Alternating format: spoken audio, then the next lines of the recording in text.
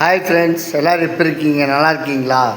இன்றைக்கி நாம் சூரிய திசா புத்தியில் யாருக்கு நன்மை அளிக்கும், யாருக்கு தீமை அளிக்கும் அப்படிங்கிறது சொல்ல போகிறேன். பொதுவாக மேசராசி, மிதுன ராசி வராது.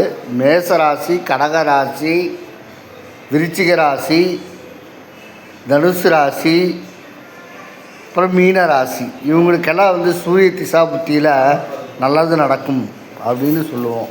ஏன்னா இவங்களுடைய ராசி அதிபதி பார்த்திங்கன்னா செவ்வாய் அதிபதி.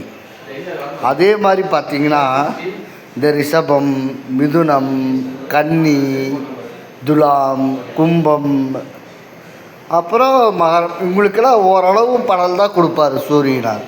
ஏன்னா இதெல்லாம் பகை ராசிகள். ஓகேங்களா? Okay friends. அப்புறம் கடகம் சந்திரன், அது சூரியனுடைய நட்பு வீடு. அதனால் அங்கேயே அவர் நல்ல பலனை தான் கொடுப்பார். ஓகே ஃப்ரெண்ட்ஸ், பாய்.